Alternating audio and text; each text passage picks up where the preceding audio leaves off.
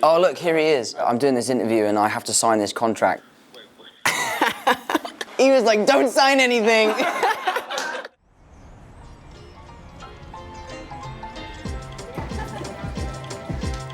Hello, mate. I'm so sorry I'm late. I'm never usually late for this sort of thing. Before we dive in, can you please confirm your name, where you're from, and what you're here for? My name is Tom Holland. I'm from London and I'm here to get a job.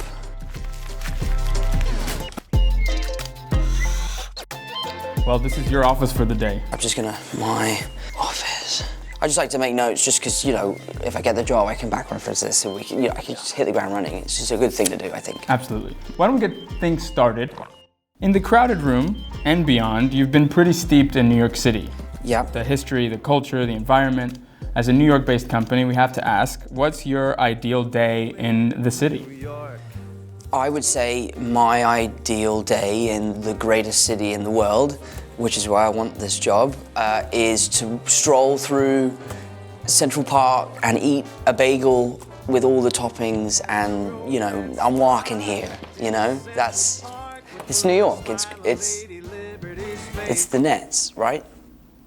I'm a Queens native myself, so I have to ask, are there any surprise experiences or discoveries you've had in Queens? I had a wonderful experience in Queens where I met this amazing guy called Jimmy Jeans, and he made me a bunch of custom clothes out of old recycled Carhartt jackets, and I don't think there's anywhere that could do that better than the greatest city of New York. Did you get to keep any of those? Oh yeah, I paid him to make them for me, yeah. Incredible. Which is why I need this job, because they were really expensive. As a Tottenham Hotspur supporter, I'm curious, in what ways has being a Tottenham fan contributed to your character and personality?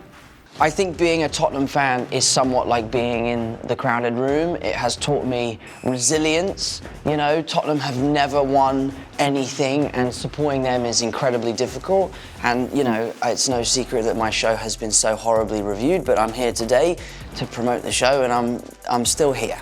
So I'm very resilient. Resiliency. It's a good quality in a new employee, right? Absolutely. We really respect it. If you could send a memo to Harry Kane right now, what would it say? I'd say go to Madrid. Go and be the best football player in the world that you deserve to be. Who's your favorite player? Son. There it is, yeah. And I'd say go with him. Go together. Go and win the Champions League together, please. In the break room, my coworker Frank always makes fun of me for being a Tottenham fan. Okay. Do you have any clever comebacks to shut down an Arsenal fan, or do you typically remain humble?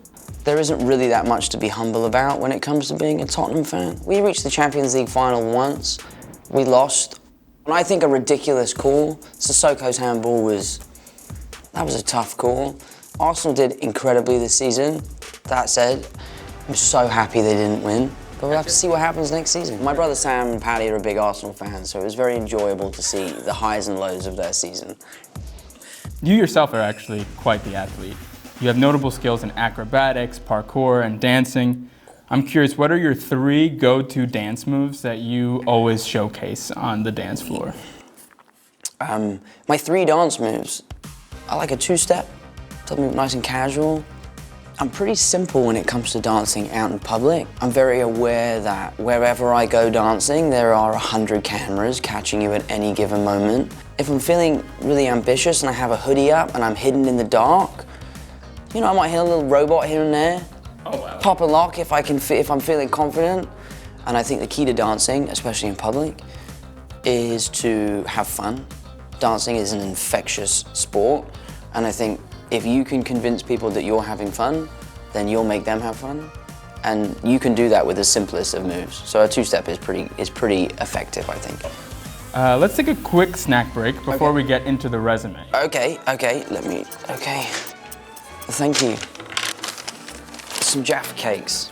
So it's a Lad Bible tradition. How did you know? Oh, that is really good. It's a good job Zendaya's not here, because she doesn't like Jaffa Cakes. Jaffa Cakes have a very special place in my heart. I did this show on the West End called Billy Elliot. I've been working since I was really young, so I've got loads of experience, even at the age of 27. The snack that Billy had to eat, wow, these are stale, guys. Wow, these are... It's the thought that counts, guys.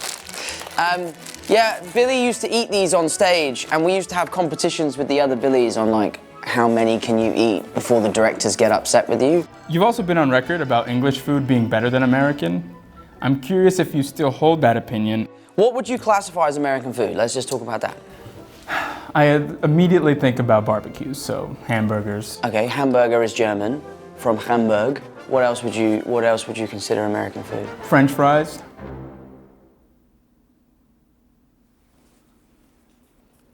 Okay, I feel like I'm interviewing you now. I don't know if I want to work here. French fries. As someone who's been steeped in American culture for a bit now, okay. Are they fries or chips? That's a really interesting question, because I say fries now because I'm tired of ordering a German burger with French fries and getting potato chips. It's exhausting, it's tough, you know? So I say French fries. I mean, to keep a figure like yourself. My diet is terrible. I just work really hard. Work ethic. I'll write that one down. Work ethic. I'm gonna write it down as well. You can have my notes. Don't fact check my spelling. I'm very dyslexic. Ethic. Well, let's get into your resume just a bit. Fantastic. Okay. You have some pretty unexpected experiences in your resume, including a stint as a pub dishwasher and even being a trained carpenter from a long line of carpenters. What strengths did these jobs provide you as you've grown in your career as an actor? I think that my time as a pot washer just reminded me that I never wanted to do that ever again, so I was going to stick with acting and you know, ride the highs and lows. And carpentry is something I just really enjoy. I love it. I made my mum's kitchen table, I made my mum's office. I built all the cupboards in my bedroom. I built a little birdhouse with my granddad. I fixed my girlfriend's door once. Really early on in our relationship, I was hanging out at her house and her door was broken. I was like, I'm gonna fix that door for you. And now we're in love. I just built this tool cupboard. I'll show you a picture. I just built that for all my tools. I have this thing arriving at the end of next month that's gonna take me like maybe 5 or 6 days to build. Where do you find the time? Oh, well, I'm off. I'm having a little like early sabbatical. I'm enjoying some time, which is why I'm here. I need a job. I haven't made any money, so. Well, my next question was if you put your skills to work, but clearly they're being very well implemented. Thank you. You've been acting from a very young age. Your references section is sprawling, and I definitely believe in learning on the job. What valuable lesson or quality have you silently picked up from a co-star? I think the most important lesson I've learned is from Robert Downey Jr. He is someone that leads by example, and he knows everyone's name on set. He's always on time. He always knows his lines. He's prepared. He's professional. He's kind, warm, welcoming, and ultimately someone that I would aspire to be like. Well, unfortunately, we're reaching the end of our time, but I wanted to take this time to ask something a little bit deeper. In The Crowded Room, you play a deeply complex character who struggles with bullying at a pivotal age. I'm curious what experiences you brought to shape your portrayal of Danny Sullivan and what advice you might have for young people dealing with bullies of their own. I think that the message of the show, which can speak to so many different issues, is that asking for help should be something that we as a society celebrate. It's an act of bravery, whether it is substance abuse, whether it is abuse at home, whether it is abuse at school. Standing up and asking for help is not something you should be ashamed of, and I hope that this show can represent that in a truthful and authentic and most importantly sensitive way. So for me, if we can somehow make people feel empowered by saying, I'm not feeling good, I really need some help, then we've done what we set out to do. I'm sure many people could use that advice right now, and I'll be sure to keep it around next time the North London Derby comes around. Fantastic. But I won't waste any more of your time. Congratulations, you've got the job. Wow, thank you so much. Feel free to sign along the dotted line. I'm just gonna call my lawyer really quickly. Sure, read the fine print by all means. Yeah, I'm just gonna, hold on. I have to do this as part of the thing. Hopefully he answers. I am, I think, a good client for him.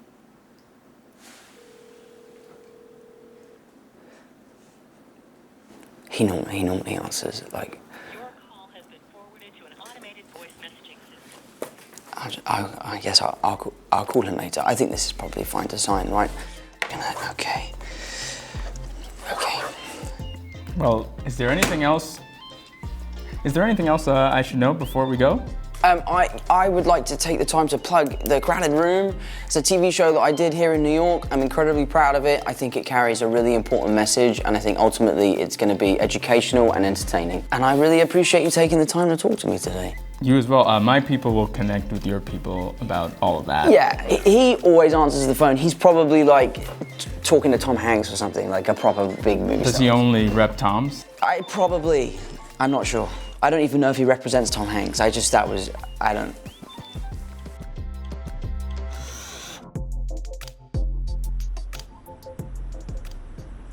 Hi there, how are you? Yeah, it's me again. I'm calling from UNILAD to speak about the deal we spoke about earlier. All right, well, I'll have to run that upstairs, mate, because I'm not sure that I can approve that sort of thing. Right, but you can see how that's not going to run upstairs. They're not going to be happy with that at all. You can't ask me to take that upstairs, mate. Please don't. This is my first day on the job, bro. Like, what am I can't go upstairs and say that. They'll kick me out. Look, I really need this job, man. Hello? Hello?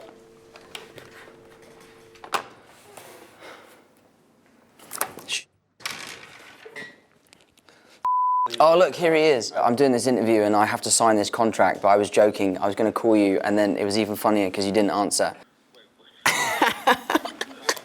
Don't worry about it. All right, bye. He was like, don't sign anything.